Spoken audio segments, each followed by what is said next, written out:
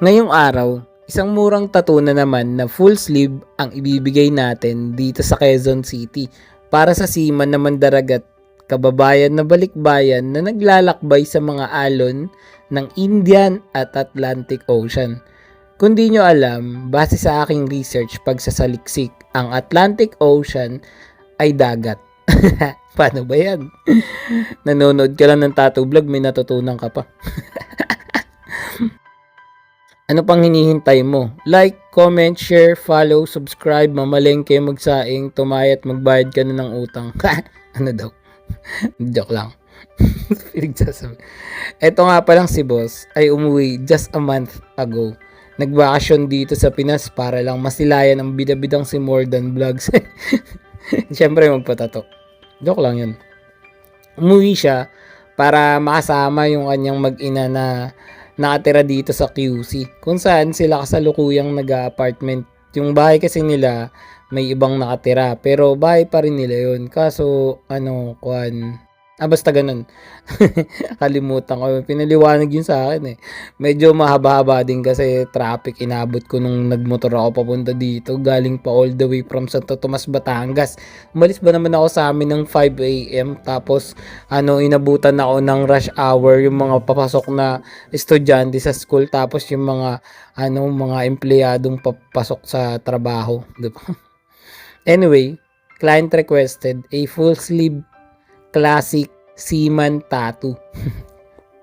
Especially sa mga Asians at mga Pinoy, usong-uso to.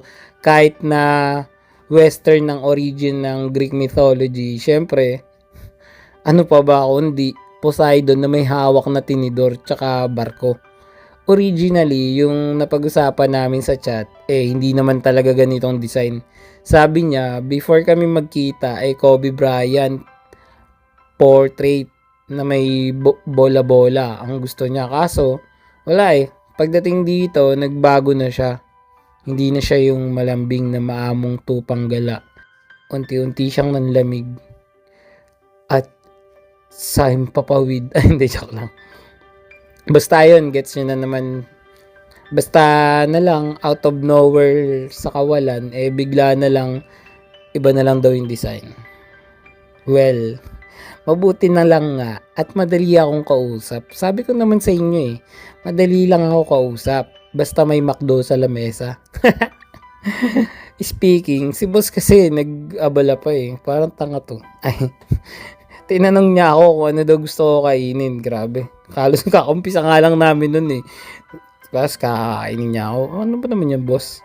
Grabe, sobrang thoughtful. Pinapapili pa ako ng ulam. Ano ba naman tayo? Parang di naman yung hindi ka naman Pinoy pag namimili-mili pa. Dahil ngayon pa lang kami nagkita, mahirap naman na magpapakilala agad ako na makapal yung mukha ko na which is totoo. Kaya ayun, kunwari na lang ako na wala akong preference sa pagkain. Sabi ko, bahala ka boss, kahit ano. Alam nyo na, para safe at wala silang masabi. Secret lang yan Yung technique para ma-orderan ka sa Grab ng McDo. Joke lang. Na medyo totoo. Favorite yun nung anak ni boss. Lalo na yung chicken skin. Nagkataon lang. Nga pala, makwento ko lang. Since nandito na rin tayo, alam nyo ba actually, etong session namin, dapat hindi talaga matutuloy. Actually, saksi ang langit na tutol ang misis ni boss. Ayaw kasi nga ang dami niya ng tattoo, hanggang sa binte meron. Tapos syempre gastos, lalo na pamilyado si boss, diba? Tapos pasukan na. Pero at the end, to make the story short, kung susumahin sa madaling salita, ibubuod ko na lang, eto, ang ginawa ni boss madali lang. Kinumbinsi niya lang naman gamit ang dalawang Hokage. Hindi. Sa tingin ko, nadaan sa responsible daddy Trump card. Alam nyo yun? Kahit papano, sa loob ng 7 years na nagbabarko, nakapundar na rin si boss. May sasakyan nga to Sana all, diba? Humble no? Kasi kahit papano daw, may napundar siya. So, I believe, ayun, dahil minsan lang naman daw at regalo niya na rin sa sarili niya. Ikaw kaya 1 year ka sa abroad, 'di ba? Kailangan mo talaga mag-unwind and gawin yung yung gusto mong gawin pag-uwi mo dito. Etong session namin, dumating ako dito mga umaga sa kanila, 'di ba? Natapos kami madaling araw na. Pero ganun talaga eh. Gusto kasi ni boss isang upuan lang, masyado daw hectic yung schedule niya eh. And meron daw silang basketball sa Sabado at Linggo kaya gusto niya magawa na agad to eh. Well, good luck sa game niyo boss at sana hindi yan makalmot ng mga kalaban mo. Ayun nga pala, isa pa yun sa mga pinag-usapan namin ni boss. Sabi ko, ingat lang. Tapos mag long sleeve na lang siya kung talagang gusto niya maglaro. Pwede naman yun, wala namang nagbabawal.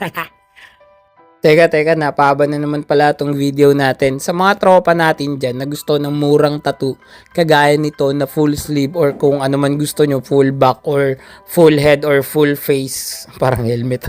Basta, lahat ng tattoo, kung anong part, kung gusto nyo, kontakin nyo lang agad ako sa FB page More Than Vlogs. Text o tawagan ako sa cellphone number ko 0970-8250-395. Paano, bago matapos ng video, panoorin at alamin muna natin ang tattoo client review. Let's go! Yeah, gusto mo ba ng tattoo? I got you bro. Full back, full sleeves, full leg, let's go. Full front, sa tuhod, sa siko, sa leeg, ulo kahit face ganado. Support local, proud, Pinoy artist. Murang tattoo pero maangas, legit. Daw ang pinaghirapan, buyat bawat beat. Baguhan pero may diskarte, hindi cheap. Line, shading, harmony, flow, texture, contrast, light and shadow. Design na malupit, ako bahala sa'yo. Sa studio man home service, let's roll. Pwedeng umaray pero bawal gumalaw. Precision sa karayom, di ako atras, bawal sumablay. Gusto mo fine line, so bold na bara. Ko bahala, wag madala. Check my craft, bawal stroke may puso. Pinagpuyatan kaya Boss, tapos na yung tattoo natin. Ano masasabi mo? Masakit at buyat. Iyon na. Sakit. Thank you. Rate mo na boss, 1 to 10. 11. Yeah. Masakit. Thank you. Si Bossy nga pala, natin to. Si Iman to, kakauwi lang dito sa Pinas. Saan ka nagbabiyahe, boss? Near Atlantic Ocean in Indonesia. Yun, no? Paano, boss? Ulit ka pa ba? Ulit pa. Salamat, boss, sa tiwala. Thank you.